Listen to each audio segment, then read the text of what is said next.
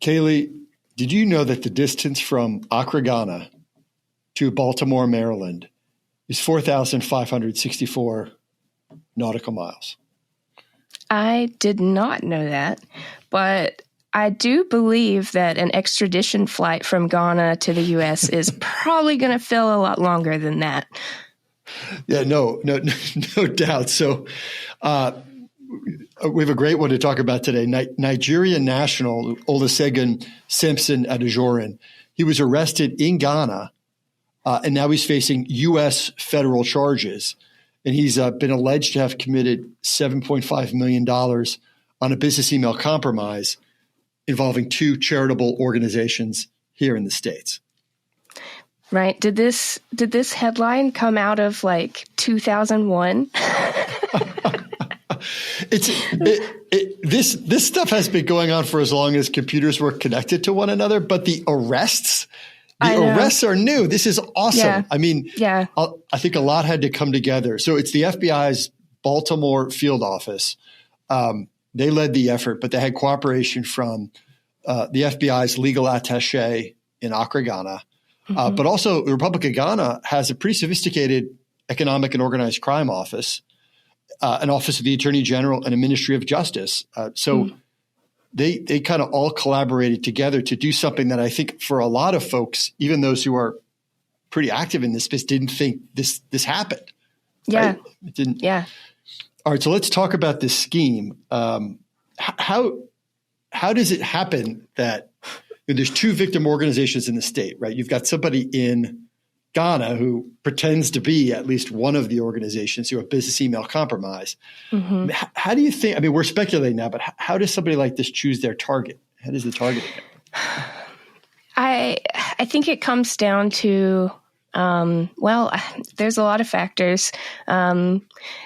The amount of information that the criminal hacker can find online, especially through open source, just Google searches, social media, the company's website, LinkedIn, especially in this case, since he was posing as people from the organizations. A lot of times it's hard to put into words, but you can sort of tell what someone's, like an organization's security culture might be like, depending on the behaviors of their employees or how their employees present themselves online. So that could factor into it as well. We'll have to wait for the trial probably to see what really happened here. But it's a fascinating story. I mean, from the indictment, which again are just all allegations at this point, it looks like he's alleged to have gotten the credentials of both victim one and victim two. And I think victim one was a charitable organization that provided investment services to the other charitable organization. So he pretends to be both sides here. Yeah. And it looks like from the indictment, there were controls. There was for a $10,000 or above transfer withdrawal, you needed one of several individuals to be authorized at victim one. And so the defendant in the case gets the credentials of employees and just pretends to be all these people on all the sides of the control. Yeah, it was a really sophisticated attack. I mean, again, we'll have to wait and see, but it sounds like he was acting alone, which is even more impressive. And I imagine that he used phishing emails, convinced people they needed to log in for some reason, maybe change their password, used, I think it even said that he had gotten a script for credential stuffing. And then he was basically just like lurking in the inboxes of these people and hiding the emails that were coming in from the actual people he was posing as. It's very wild. Well, this is also the Department of Justice and the U.S. Attorney's Office write up on this, as some of the press mentions this legal attaché job that the FBI agent had in Ghana. And I'm just going to say, it's one of the coolest jobs. So if there's anybody out there who's interested in cybersecurity, law enforcement, any of the things that we talk about on the podcast, the legal attaché, it is essentially somebody from the U.S. government who was in the FBI who then goes and lives essentially as a U.S. government employee in a foreign country, almost like a diplomat, and who just helps solve crimes that have some impact on the U.S. or on U.S. citizens. And they get connected with local law enforcement. They're helping either investigate U.S.-based crimes, or they're helping, I think there's back and forth too in terms of cooperation with if the Ghanaian government or the foreign government is investigating U.S.-based crimes too. But they're really hard to get, but they're extremely, extremely cool. I had the pleasure when I was an assistant U.S. attorney to work with a few of them cool. in Europe. And invariably, like someone would be like, who's going to call the legat? That's what they would call them. And I'd be like, and we'd all volunteer, like, I want to talk to her. She's, what did you have for breakfast? Like, just tell me about your adventures, and we're sitting in the old crumbling courthouse in Trenton, New Jersey, on a rainy day, and we're talking to somebody in Switzerland, who's just came off the ski slopes.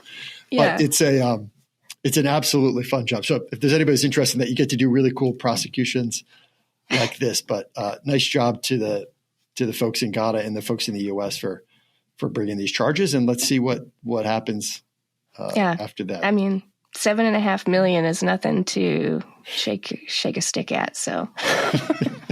No, and it's also a great deterrence too, because there are, we know, we've talked about on the cast, $30, $40, $50 million ransomware schemes out there, right? So if they're willing to do this and they do it successfully for $7.5 million, again, it's a lot of money, but it's not touching some of the bigger ones. Yeah. If you're a criminal scheme, and it's also a lot easier for law enforcement to investigate multi-party schemes because there's just more evidence to collect. If it's just one dude or a smaller organization, it can be harder. So this doesn't bode well for the big fish who are out there. There could be a lot of other sealed indictments for that we're speculating, but that could be out there. Yep. All right. Well, I'm your host, Jack Clabby, a cybersecurity attorney at Carlton Fields, PA, in Tampa, Florida. And with me, as always, is Kayley Melton. Kayley's the vice president of U.S. remote publishing teams at KnowBe4. We're going to take a short break, but after that, we're going to chat with our guest today, Dr. Diana Burley. She's the vice provost for research and innovation at American University. She's also a professor of public administration and policy and a professor of information technology and analytics. She wears many hats, and she's going to talk us through what she's up to and some advice for companies and those looking for a cybersecurity career when we get back. Welcome to No Password Required, a monthly conversation that introduces you to some of the top talent in the world of cybersecurity. Welcome back. Our guest today is Dr. Diana Burley. Dr. Burley, welcome to the podcast. Thank you. Happy to be here. Could you give us a little bit of background on your career and how it led you to American University and then some of the things you do at American? Sure.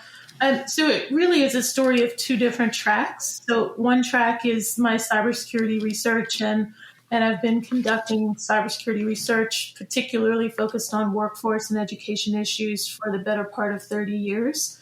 But as a part of that, I started to dabble in administration. At my previous institution, I ran a research institute and was a program director and an associate dean and department chair. And so at American, I am the vice provost for research and innovation. So I've taken on a primarily administrative role, but part of what led me to American was that there was a focus across the university on security and cybersecurity as a component of that. So I felt like my area of expertise also blended well with what the university was looking for in terms of content.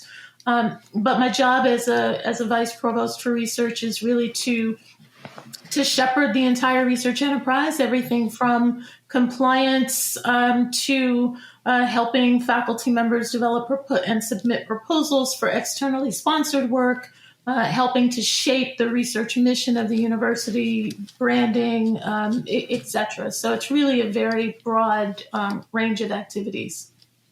And Dr. Burley, going back a little further, where did your interest, your academic interest, your professional interest in cybersecurity, how did that evolve? And then how did you get the training to come to your current role?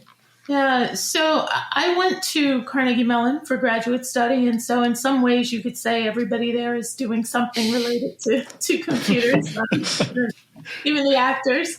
But my interest was always in the interface between technology and people. And helping to understand how people would interact and engage with that technology, and really thinking about not the mainstream, the people who were very excited, but the other people who perhaps were not excited or were unaware or didn't understand or just wanted to have more insight into how they would engage with the technology. And so that's really where everything started for me, was putting those two things together. And it sort of took a natural turn towards security, because I started looking at questions around securing individuals' data. And my initial research was on, this is back in the 90s.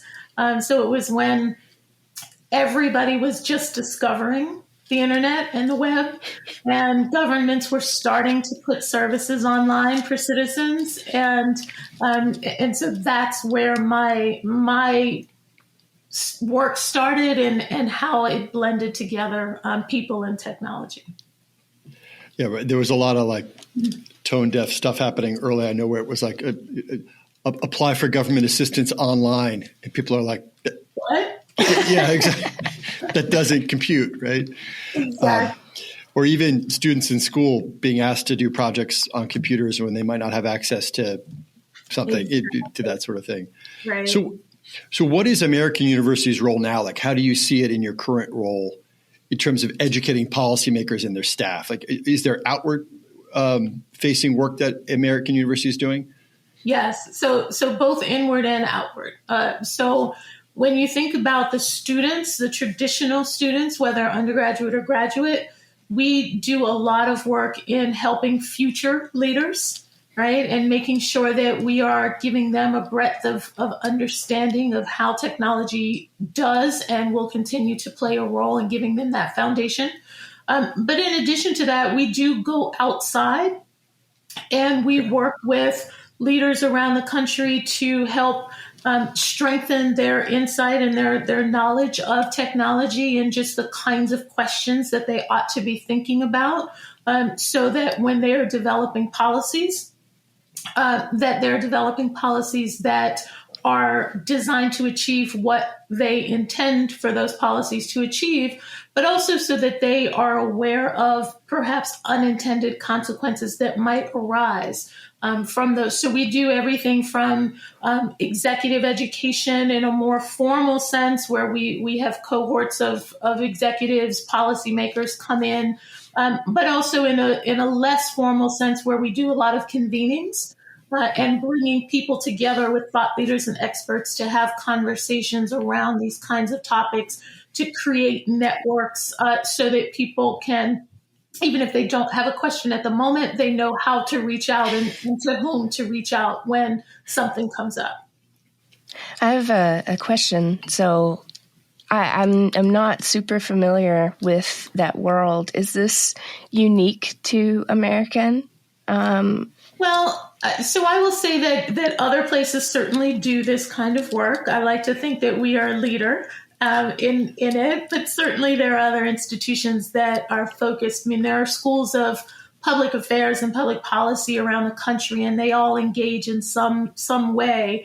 But at American, very much like what I said about Carnegie Mellon, right? Everybody kind of technology is in the air and in the water. So at American, I would say policy is in the air and in the water. And so across the university, regardless of the discipline, regardless of the area of focus, our faculty members, our researchers are very interested in how they can help to shape and inform public policy and societal change. And so that's, I think, a strength of the university. And that's one of the things that we focus very much on.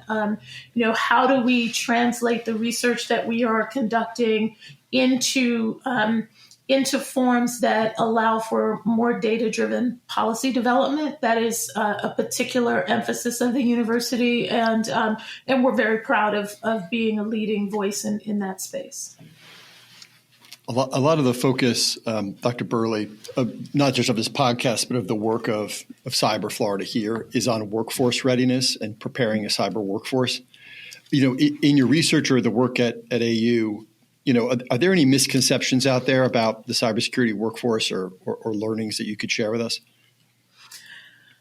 I think it depends. So yes, depends on who you ask. I think that the idea that we do not have educational programs that are sufficiently structured and the content is there, that is a myth. We do have really excellent programs. Cyber Florida is an example of that.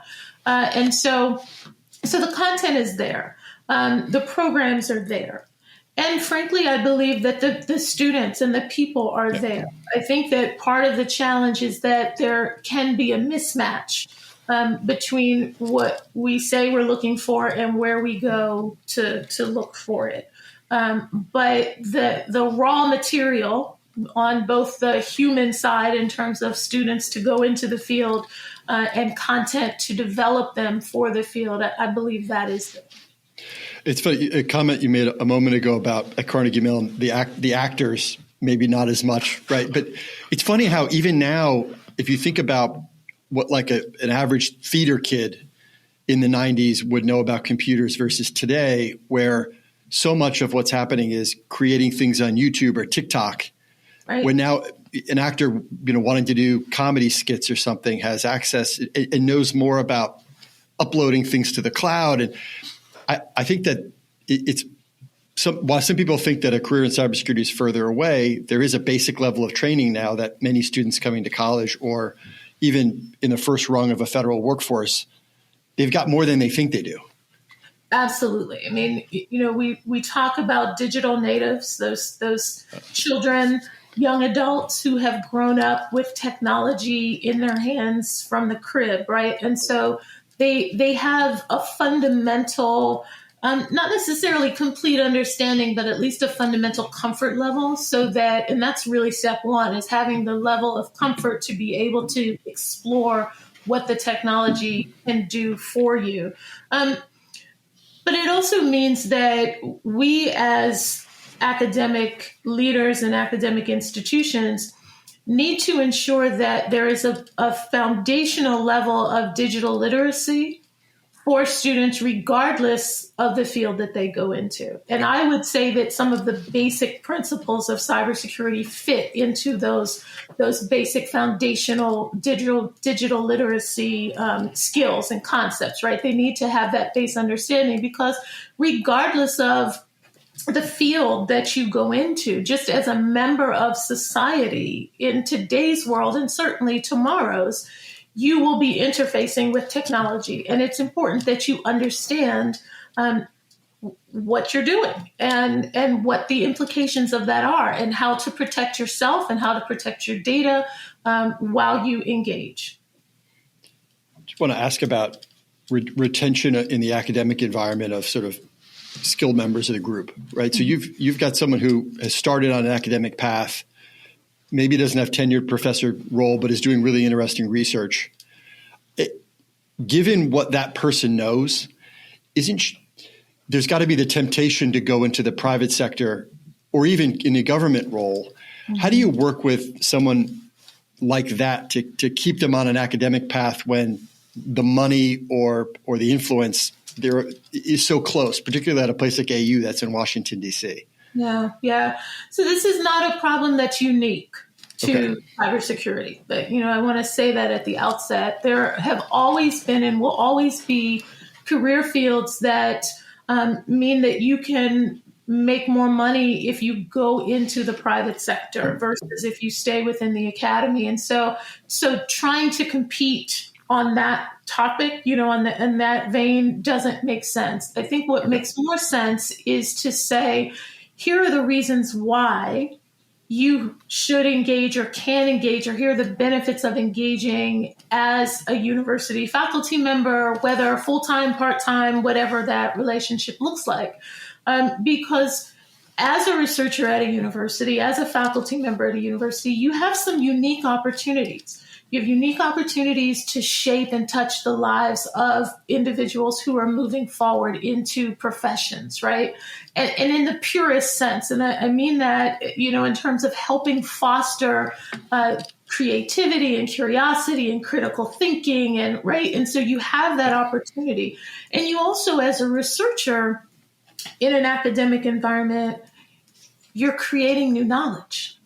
And to me, and this, of course, is my bias, what is better than that, right? And so to be in a position where you are able to explore the questions and to take a step back, right? And I often work with colleagues in industry and government who are on the front lines dealing with problems every day, and they don't have the luxury of being able to take that step back and truly investigate the challenges and think about it. But I do, and academics do. And so I think that it becomes a nice partnership, because I understand the constraints that they have. They understand the constraints that I have, and we can work collaboratively to advance along the way. But it also means that relationships are not single. There's not one way for somebody to engage at a university. And so even if you decide that a full-time relationship is not right for you, there are other ways to engage and to continue to foster the creation of new knowledge and shaping the future of the workforce. In your own research, I know you've looked a lot at human behavior. Do you have like a universal appreciation? Are there some stories that have stood out to you that you've encountered in your research? Specific stories or specific perspectives about human behavior and its interaction with cybersecurity?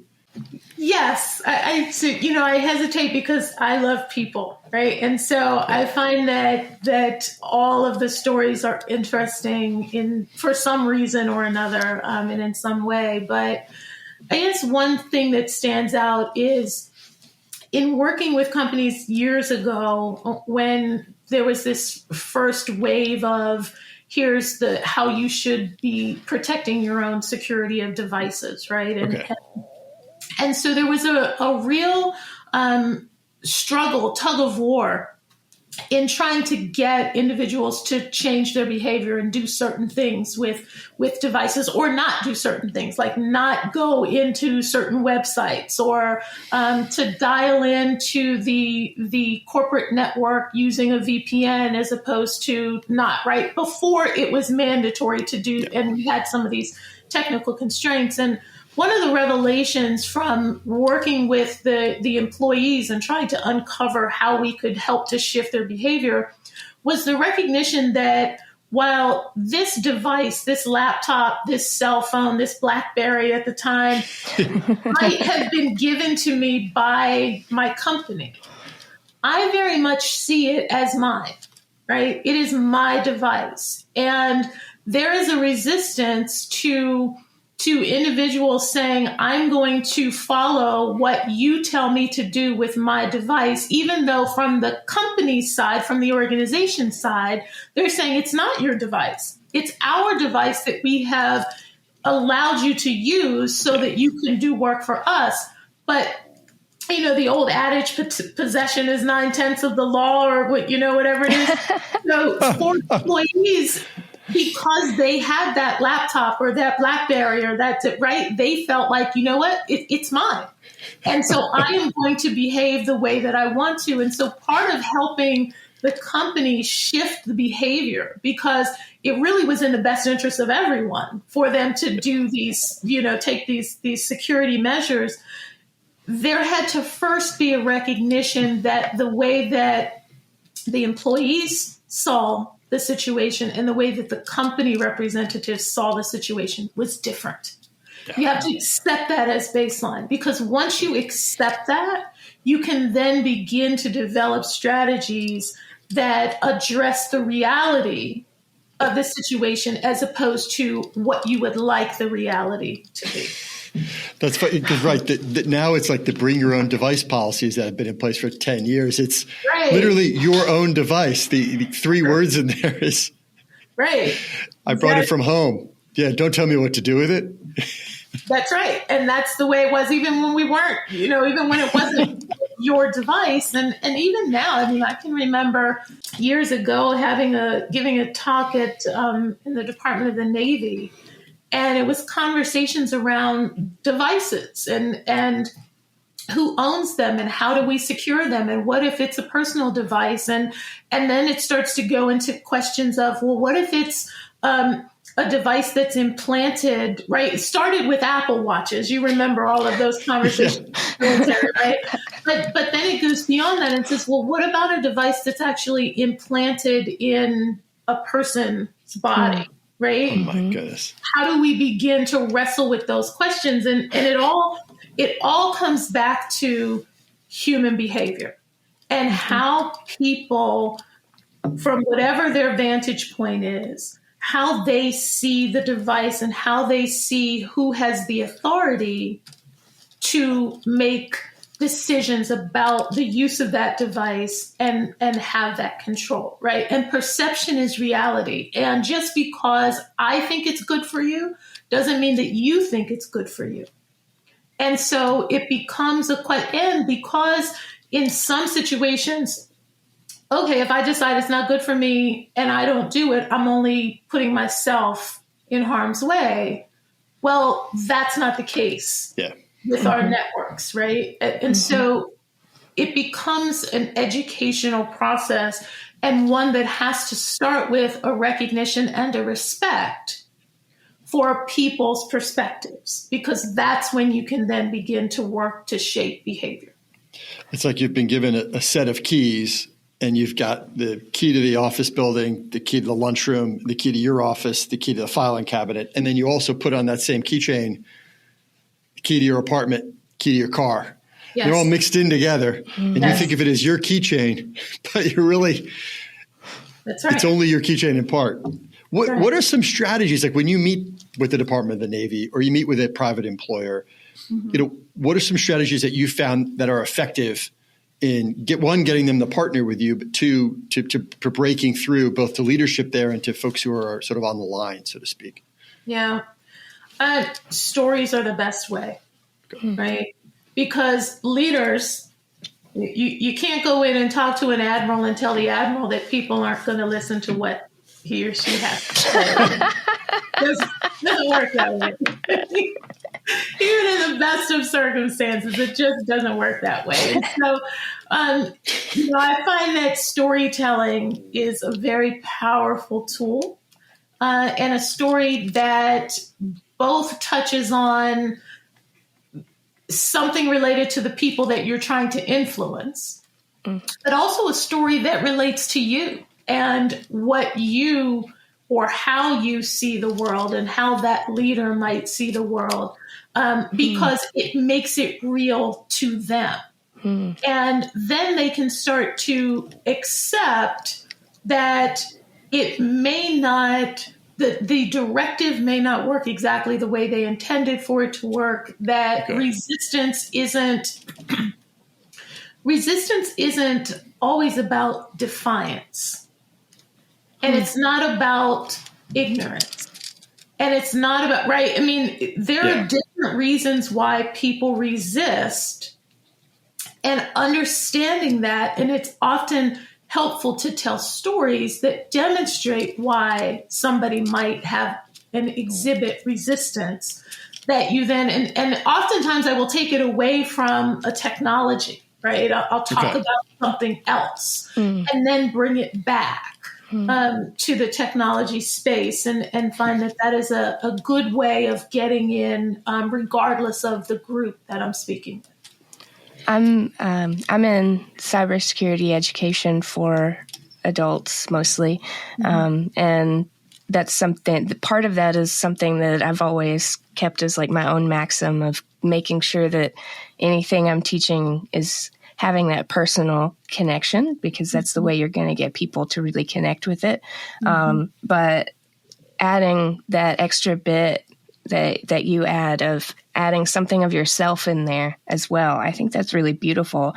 And I can see how that would help someone trust as well, whatever you were saying, because if you're sharing something, you're obviously putting yourself subconsciously in a vulnerable space. Like, this is who I am. So I really love that. Thank you. Yeah, people, it resonates with people, right? You have to engage with people as people. And I think sometimes we get so caught up in the mission, even an admirable mission, a good mission. But sometimes we get so caught up in the mission, or so caught up in our role, or so caught up in the importance of getting it right, that we forget that at its core, we're people, and we're people talking to other people. And that, to me, it takes more time. It in many ways takes more effort, right? Because you have to actually listen. You can't resonate, something that you say can't resonate if you don't know anything about them, right? So you have to actually engage with them to understand, and that can take more time. And it is a delicate balancing act, because, I'm certainly not going to sit here and say you have all the time in the world, right? I mean, there are time pressures. And so, as an academic, people are like, oh, you don't think there are any time pressures. No, there are time pressures. There are constraints. There are resource constraints, time constraints, personnel constraints that we all have to work within. But within those constraints, within that context, you want to do what you can to engage people in a way that allows them, gives them permission to also be vulnerable, and also because then they will also engage with you, and then you can move forward together. Dr. Burley, I know one of the big projects that you're working on in this space is the Cyber Unicorn Project. Can you tell us a little bit about what that is? Sure. So, for many years, there have been anecdotal complaints whenever security people are together, and that the people coming into the field don't have all of their requirements, right? They just can't meet all my requirements. And I don't understand, what are the universities doing? They're not putting people in the right places, and they don't have the requirements. And on the flip side, conversations I've had with so many individuals who want to join the cybersecurity workforce, who want to get in, who say, I want to get in. You tell me that there are all these jobs available, that the need is so great. But when I look at what are purported to be entry-level positions, I see a list of requirements that it's impossible for me, as somebody with no experience, to meet. Right. And so we have, on the one hand, people saying, I need entry-level people, but I want them to have 10 years of experience on some tool, or 5 years of experience on a tool. And then on the other hand, we have individuals who want to join the workforce, want to enter, and they're being told, come. Yeah. And then when they see jobs, they can't qualify. Right. So there is a mismatch. And so that's what I and my team call the Cyber Unicorn Challenge, right? It's the Cyber Unicorn.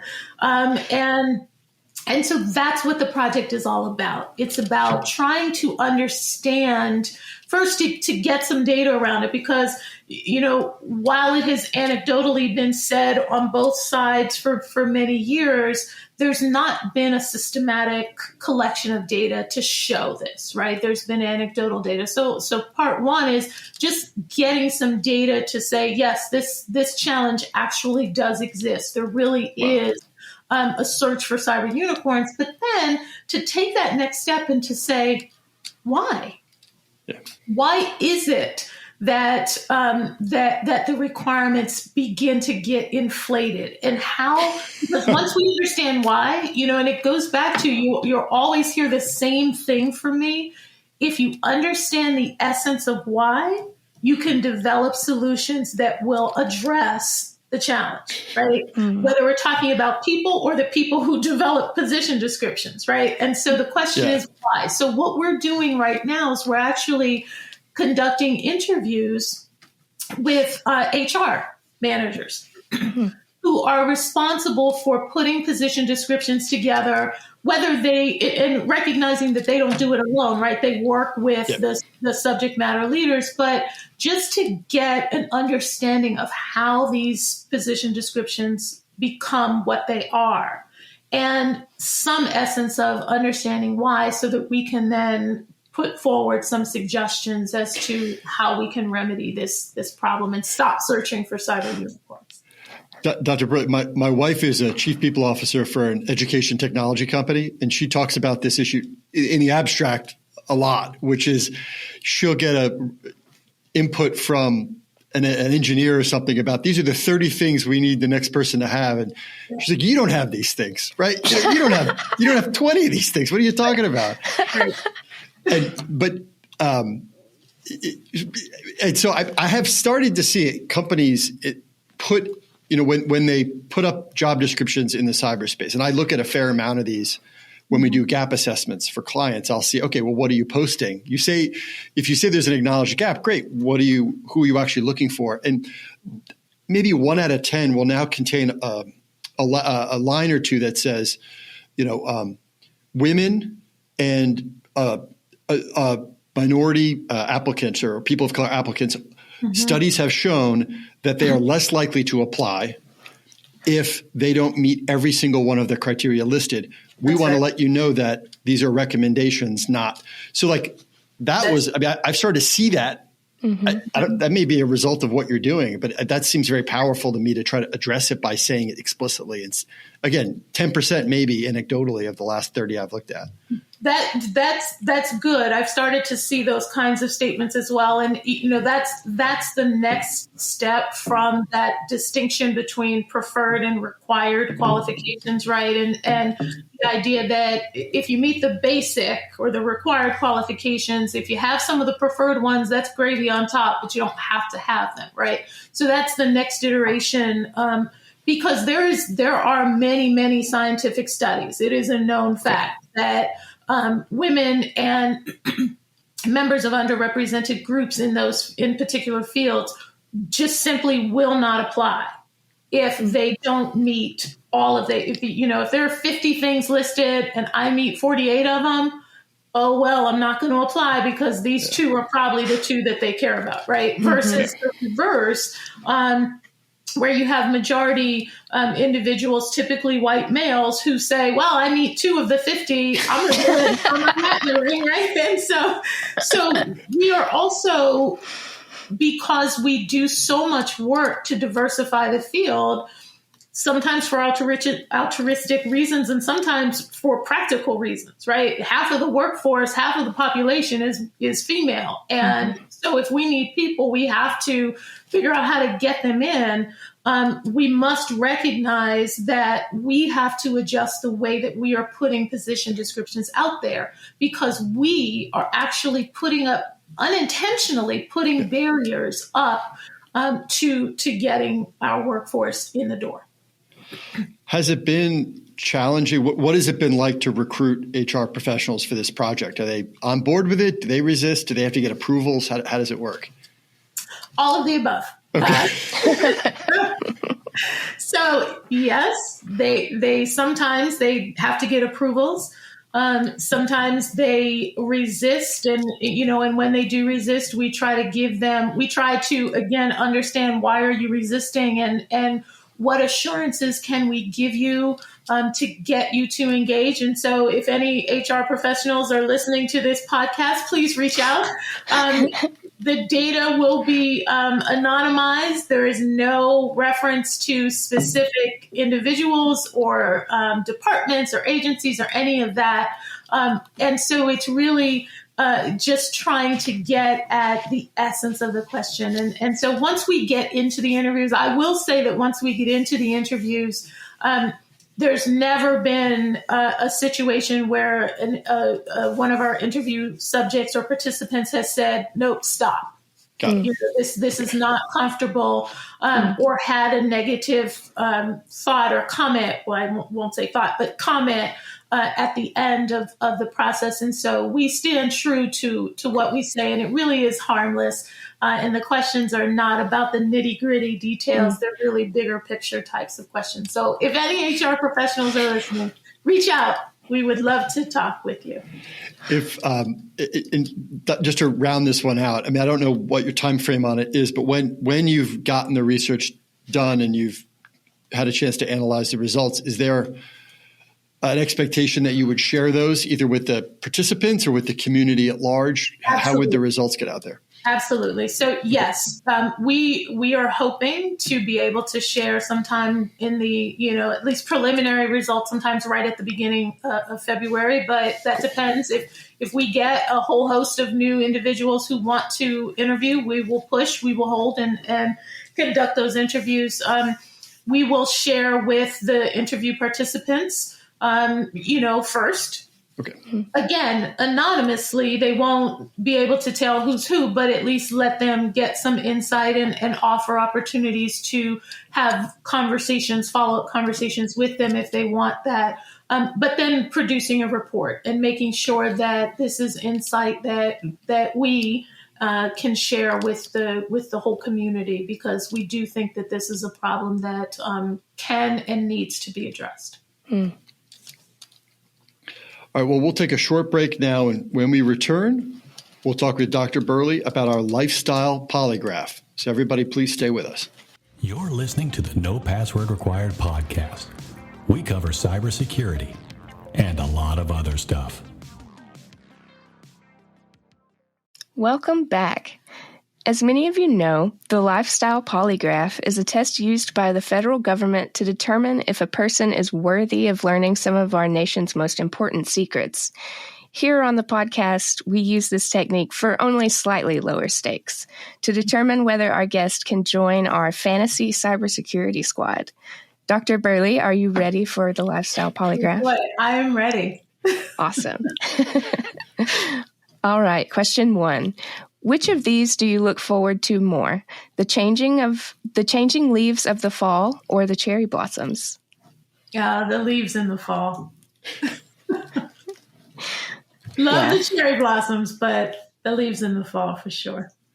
There's also less tourists, I think, in DC for the changing leaves than there are for the cherry blossoms. And more, and it's distributed more, so you can go places that aren't quite so crazy. It's in fact, as a Washingtonian, I don't go to the tidal basin. There are other secret places that have beautiful cherry blossoms that we don't tell the tourists about. So, I think the cherry blossoms were out for about a week or two, a couple of weeks, and I lived in DC for 4 years at the beginning of my career, and the pictures though we have of the 1,000 pictures we took during our 4 years in Washington DC.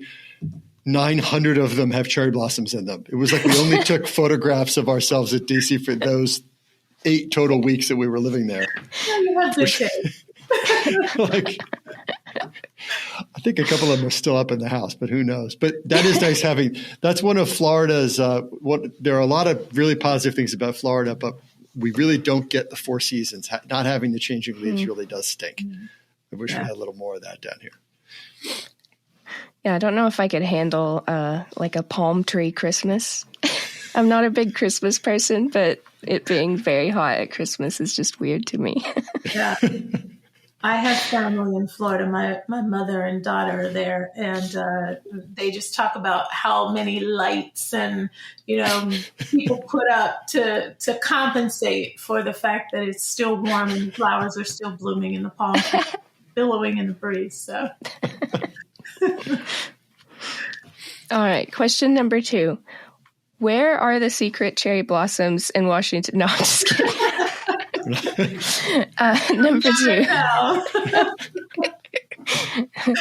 What piece of advice would you give to all cybersecurity executives?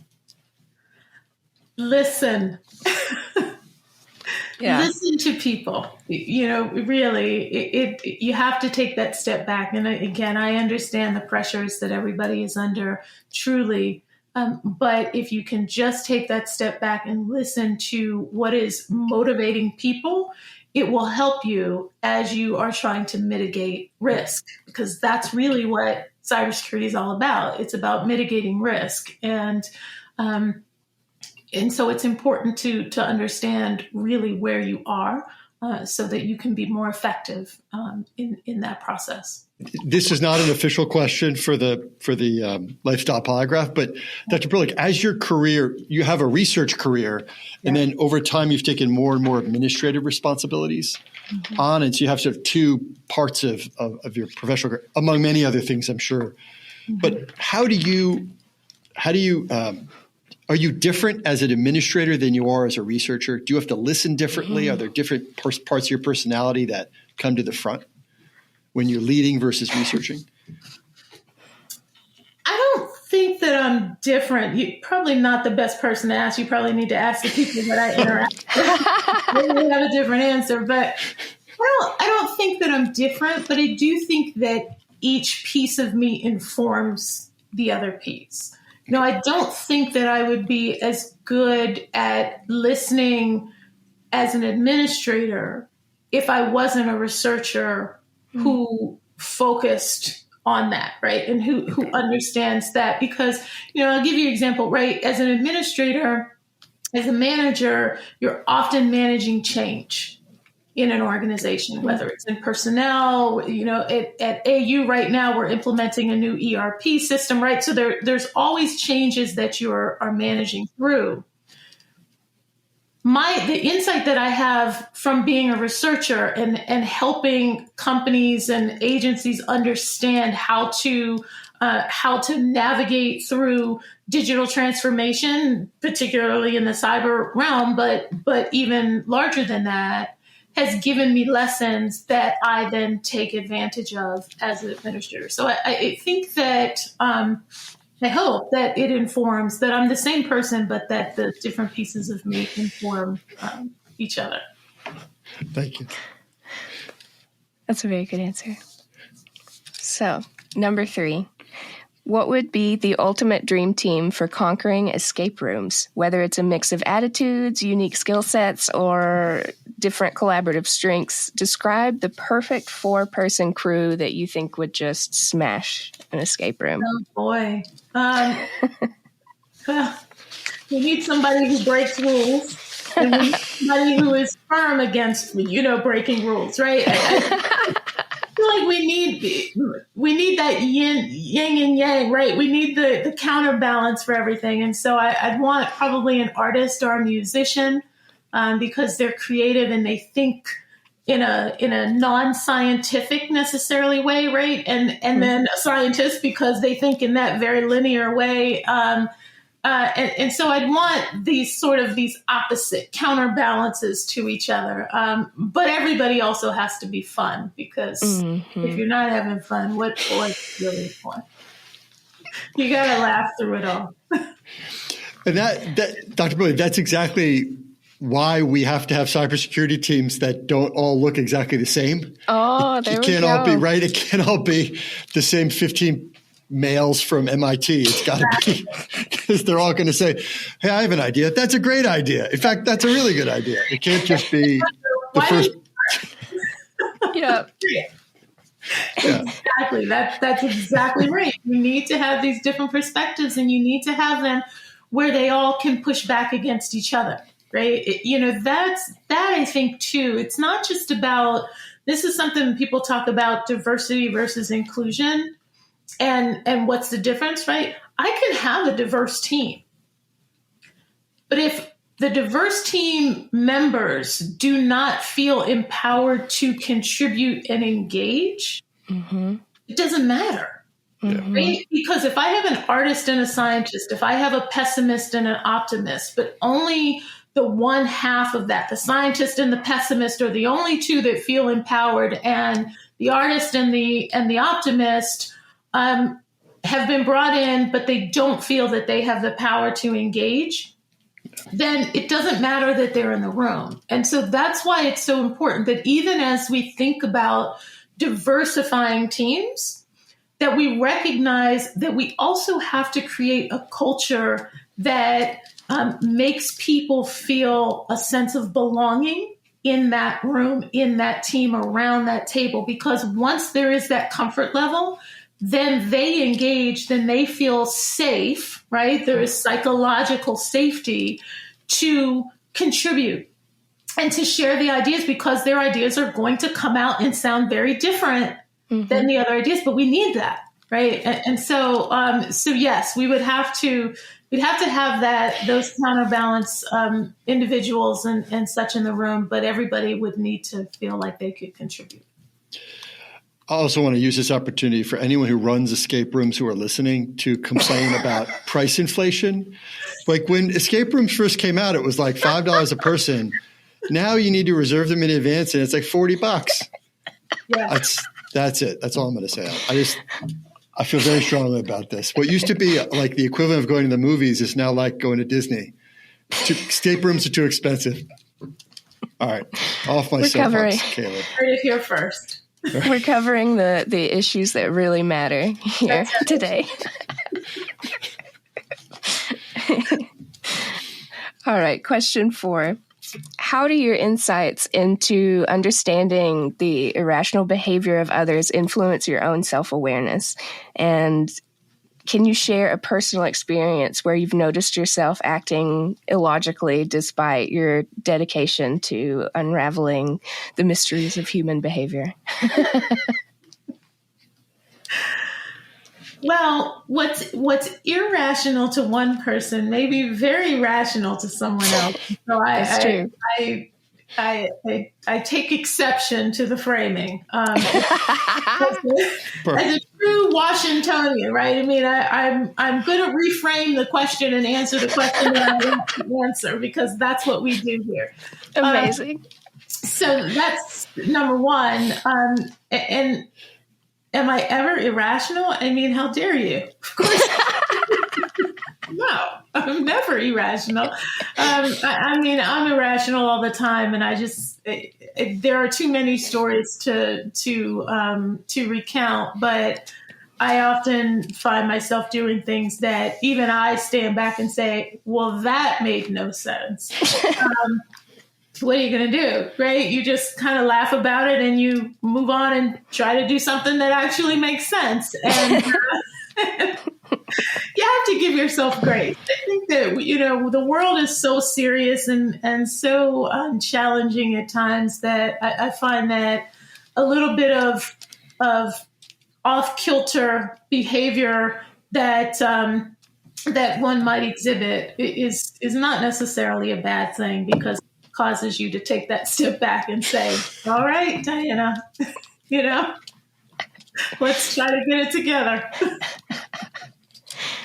I feel like those moments, I don't know, maybe they could, like you said, they can lead to some sort of insights, like, wait a second, why did I do that? Why did that just happen? That makes no sense.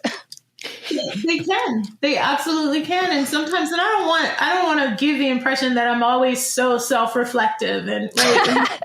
Sometimes I am. Sometimes I'm self-reflective. Sometimes I'm reflective of other people. And sometimes I'm not, right? And sometimes I just take it as that made no sense, and I'm too tired to try and figure out why I did that thing right now. So I'm just not even going to deal with it, right? And I have those moments too. Thank you. All right. Last question. How long does it take for you to initiate an engaging conversation at a social event with only strangers? What are your go-to conversation starting strategies in those scenarios? Not long. I'm pretty social when I want to be. When I don't want to be, I'm not. But not long. And I usually engage on something someone is wearing, or something I overheard as I was walking up, or something personal that makes a connection. I never begin an engagement talking about some serious topic of the day, right? Because especially if they're strangers, why would they engage with me? And why would I engage with them on those serious topics of the day, right? I don't know that they want to know my opinion. or that I want to share it, right? But the necklace that you're wearing that's pretty that I might want to have, right? Where'd you get it? Right? Yeah. So I typically engage on something that we're doing or looking at, or that you're wearing, or the glass of wine that you have. What did you get? Right? So it's something like that. Dr. Burley, do people in Washington, D.C. talk more about politics, do you think, than other places where you've lived? Like, is D.C., will that conversation turn to politics more quickly or easily than it would outside of Washington, D.C.? These days, not necessarily, because everything is so, hostile. But in other years and other situations, kind of the pre-pandemic-y times, yes, things would turn to politics a little bit more, but not necessarily the politics of the day that are at the top of the news feed, right? Okay. Because many of the people here are engaged in some of the other policy issues that are kind of keep going, that aren't necessarily the headline. So there might be talk about that, but certainly more than in other places. There is a bubble around the Beltway, for sure. All right, well, Dr. Burley, thank you so much for joining us. Now, if our listeners want to connect with you, particularly if they wanted to get in touch with you about the Cyber Unicorn Project, what's a way that they can do that?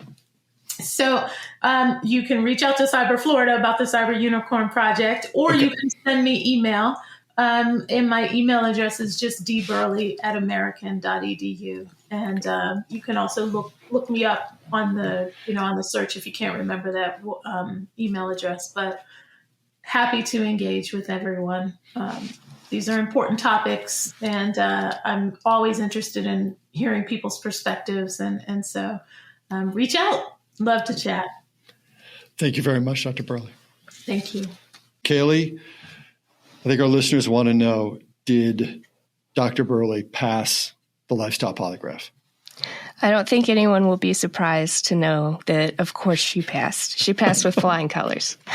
she could be the leader, the administrator of the team. Exactly. All right. Well, another question. What did you learn today, Kayley? I learned that in order to truly overcome the barriers to teaching and changing human behavior, you not only have to make a personal connection, you also have to include a bit of yourself in that as well, and really be willing to open yourself up to listening, to not believing that any sort of resistance is just equal to outright defiance or ignorance. I really loved that. And I learned on the escape room question about this idea. It's good to have artist or musician who is someone who may be aligned more with rule breaking or creativity, but that it still is important to have that counterbalance with someone who is a rule follower and to let those two interact. And I think, probably for many of us, we don't have just one of those roles in our professional or social relationships. I know there are definitely times when I'm the equivalent of the artist or the musician. And there's definitely times when I am the rule follower, and I can point to exactly who the artist or the musician equivalent is, who's on my team. Absolutely. Or I'm on their team, as the case may be. So for the entire No Password Required team, I'm Jack Clabby. Thank you so much for listening, and we'll talk again soon. Thank you for listening to the No Password Required podcast. You can find us on social media at No Password Pod. Please remember to rate, review, and subscribe to the No Password Required podcast. And if you know someone who might like it, please share it with them. The show is produced by Cyber Florida. And a special thank you goes out to our friends at Carlton Fields. If you'd like to learn more, visit our website, cyberflorida.org/pod. All opinions expressed by the No Password Required podcast participants are their own and do not exclusively represent the views and opinions of Cyber Florida.